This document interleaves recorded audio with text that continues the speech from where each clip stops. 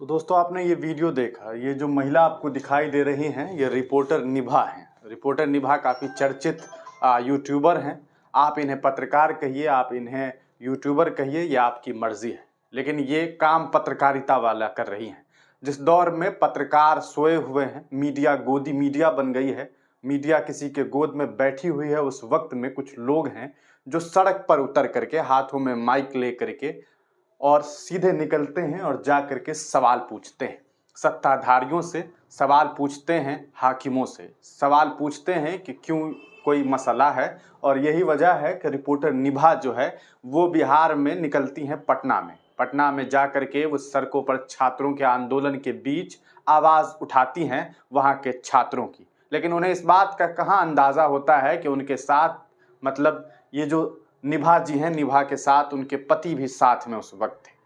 पति जो हैं वो भी मोबाइल निकाल करके अपना वीडियो बना रहे थे। वीडियो इसलिए बना रहे थे क्योंकि पत्नी वीडियो बना रही थी तो सहयोगी के तरह कि कहीं अगर कोई वीडियो होगा तो वो जो है वो कैप्चर कर लेंगे। और इस तरह से दोनों लोग जो हैं वो वीडियो बना रहे थे। इनकी टीम रही होगी, ये तमाम लोग जो हैं पटना में आंदोलन को कवर कर रहे थे। अब आप सोच रहे होंगे कौन सा आंदोलन, उस देश में कैसा आंदोलन जहां पर कोई प्रॉब्लम ही नहीं है। लेकिन प्रॉब्लम है। प्रॉब्लम यह है कि अभी अभी आपने देखा था कि रेलवे में एक नौकरी निकाली गई। रेलवे में लोको पायलट करके एक नौकरी निकाली गई जिसमें कुल पद जो है 5900 के आसपास है। मतलब लगभग 6000, मैक्सिमम 6000 कहिए। असल में ये लगभग जो वैकेंसी है वो 3 लाख के आसपास आनी चाहिए थी। नहीं 3 लाख तो कम से कम 60,000 वैकेंसी आनी चाहिए थी। अब बच्चों को मिला 6000 वैकेंसी। एक तरफ भारत सरकार ये भी नहीं बच्चों को कह देती है कि भैया तुम लोग रेलवे की तैयारी करना बंद कर दो, वैकेंसी आएगी नहीं तो बच्चे कम से कम कोचिंग करना बंद कर देंगे। लेकिन छात्र तैयारी करते हैं और तैयारी करने के बाद मालूम चलता है कि 6000 ही वैकेंसी है। अब कुछ ज्ञानी लोग ये कहेंगे कि अच्छे पढ़े लिखे हैं तो उन 6000 सीट को ले लेंगे। ऐसे लोगों को ये कहना चाहता हूं कि अरे बेवकूफ़ों, कम से कम ये तो सोचो कि जहां पर नौकरी 3 लाख सीट खाली है वहां 6000 क्यों निकाली जाएगी। एक तरफ केंद्र सरकार ये दावा करती है कि भैया हम 2 करोड़ नौकरी हर साल देंगे, लेकिन हालात ये है कि उनके पूरे करियर को उठा लीजिए भारतीय जनता पार्टी वालों के, अभी तक इन लोगों ने 2 करोड़ का आंकड़ा नहीं छुआ होगा। चलिए खैर, इन सब बातों को बाद में बताएंगे। लेकिन अब बात करते हैं रिपोर्टर निभा की। निभा जी जो है वो पत्रकारिता कर रही थी। इसी दरमियान पुलिस प्रोटेस्ट के दरमियान जो है आता है और लाठीचार्ज शुरू करता है। लाठीचार्ज के दौरान मैंने रिपोर्टर निभा के जो पति हैं उनका एक वीडियो भी देखा जिसमें एक सहयोगी पत्रकार को वो बता रहे हैं कि किस तरह से जिस दरमियान जो प्रोटेस्ट चल रहा था उनमें से कुछ लड़कों ने रिपोर्टर निभा को भी बाइट दिया। उन लोगों को बुरी तरीके से पुलिस प्रशासन मार रही थी। मारने पीटने के दौरान हालात तो ये हो गए कि छात्रों के पैंट तक ढीले हो गए, उनके कपड़े उनके जिस्म से उतर रहे थे। लड़कों के कहा जा सकता है कि लड़का जो है उनका कपड़ा उतर रहा था, उनके पैंट खिसक रहे थे। तो उस पर उनके पति मतलब इनके पति ने पुलिस वालों से यह भी कहा कि थोड़ा इस चीज का तो ख्याल रख लीजिए, क्योंकि नॉर्मल सी बात है, कोई लड़का है उसकी भी अपनी इज्जत है। आपको एक तो हक नहीं है कि आप प्रोटेस्ट करने के दरमियान मारपीट करें। अभी हाल ही में भारतीय जनता पार्टी की सरकार बिहार में बनी है।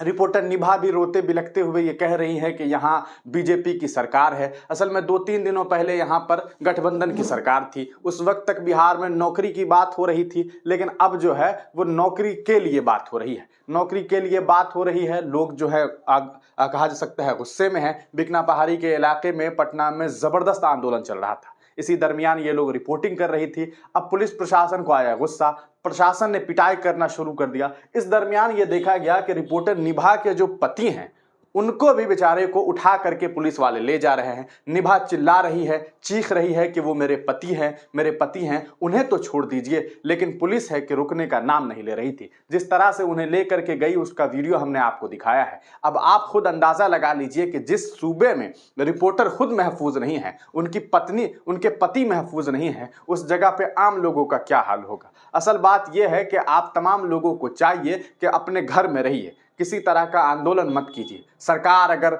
आपको नौकरी नहीं दे रही है तो आपको नौकरी की मांग करने की जरूरत नहीं है। सरकार अब पूरी तरीके से तानाशाह बन गई है। तानाशाही ऐसी कि पत्रकार के घर वालों को इस तरह से उनके साथ सलूक किया जा रहा है। आपने खुद देखा कि किस तरह से इस वीडियो में आपने देखा था कि किस तरीके से जो है निभा के जो पति हैं, निभा रो रही है, चीख रही है और उनके रोने का ये वीडियो अब सोशल मीडिया पे वायरल हो रहा है। ये जो आपको पीली टी शर्ट में जो इंसान दिख रहा है वो निभा के पति हैं। वो उन्हें भी इस तरह से पुलिस प्रशासन उठा के ले जा रही है। जो पुलिस वाले आपको दिखाई दे रहे हैं ये साहब, इनका तो कई सारा वीडियो भी मिला जिसमें ये बेरहमी से बच्चों को मार रहे हैं। इसलिए मार रहे हैं क्योंकि वो ये मांग कर रहे हैं कि नौकरी चाहिए। इन बेवकूफ़ों को ये बात मालूम नहीं है कि आपको मंदिर दे दिया गया है, फिर आपको नौकरी क्यों चाहिए। आपने जो जिस चीज़ के लिए वोट दिया था आपको तो वो चीज़ मिल चुका है, फिर आपको नौकरी भी चाहिए। आपको रेलवे डिपार्टमेंट में नौकरी करना है, अब इतना तो सरकार नहीं कर सकती है। तो ये हालात है और इस तरह से बिहार में जो है वो मामला सामने आ रहे हैं कि देख सकते हैं कि किस तरह से जब गुजरात से आई रिपोर्टर निभा रेलवे छात्र की आवाज़ बनने तो रेलवे छात्र और हमारे साथ ऐसा हुआ। ये कुछ लोगों ने जो है अपना साझा किया है। अब रिपोर्टर निभा का जो पोस्ट है वो अब तमाम लोग जो है वो साझा कर रहे हैं। सोशल मीडिया पे लिखा जा रहा है कि पटना में रेलवे की नई बहाली के लिए प्रोटेस्ट हुआ, अभ्यर्थियों पर लाठियां बरसाई गई, पत्रकारों को पीटा गया, रिपोर्टर निभा रिपोर्टिंग के दौरान रो रही है, पुलिस के आगे गुहार लगा रही है। इससे ज़्यादा शर्मनाक कुछ भी नहीं हो सकता है। लेकिन खैर, मैं फिर आपको ये बात बता रहा हूँ कि इस हिंदुस्तान में यहाँ के हुक्मरानों का चयन इसलिए नहीं किया गया था कि वो आपका चयन नौकरी में करवाए, बल्कि इसलिए चुना गया था कि आप मंदिर के बाहर जाकर के दर्शन करिए। और इसके लिए अब आपके पास मंदिर बना हुआ है, आप वहां जाइए। आपको मंदिर और मस्जिद के झगड़े में लड़ाना था, वो कर चुके हैं। अब आप जाइए और लड़िए। अब आपके पास कोई ऑप्शन नहीं है क्योंकि नौकरी नहीं है भैया। और आज तो बजट भी आ गया है। बजट फिर से 2014 की तरह ऐतिहासिक ही बजट है, हमेशा की तरह ऐतिहासिक बजट है। मुझे लगता है निर्मला सीतारमण जी ने जो बजट पेश किया है अभी उन्हें भी ये मालूम नहीं है कि वो बजट कैसा है।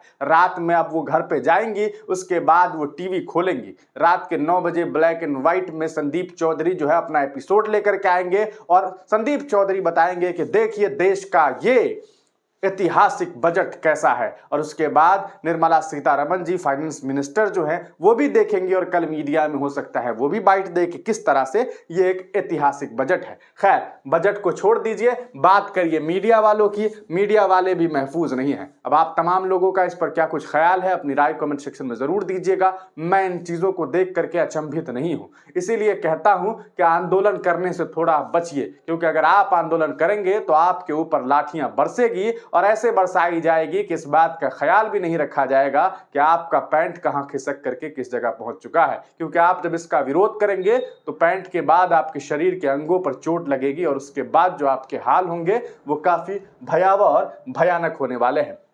मैं वाकई अफसोस जाहिर कर रहा हूं और मुझे काफी अफसोस हुआ कि बिहार में एक पत्रकार के साथ ऐसा सलूक हुआ है। ये नहीं होना चाहिए था, ये किसी भी हाल में नहीं होना चाहिए था कि एक पत्रकार इस तरह से, वो भी एक महिला पत्रकार, जब आवाज़ बनने की कोशिश करती है, जब तमाम तरीके के काम को छोड़ करके वो सड़कों पर उतर करके आवाज़ उठाने की कोशिश करती है, तब ये माना जा सकता है कि वो कितनी हिम्मत वाली है। लेकिन उनकी हिम्मत और हौसलों को तोड़ने का काम बिहार की प्रशासन ने किया है, बिहार की पुलिस ने किया है। लेकिन बिहार पुलिस वालों की भी गलती नहीं है, उनको किसी बड़े लोगों का फरमान आया है और उसी फरमान का वो जो है पालन कर रहे हैं। आप तमाम लोग अपनी राय कमेंट सेक्शन में जरूर दीजिएगा। तब तक के लिए दीजिए इजाजत, फिर मिलेंगे किसी नई वीडियो के साथ, किसी नई पेशकश के साथ।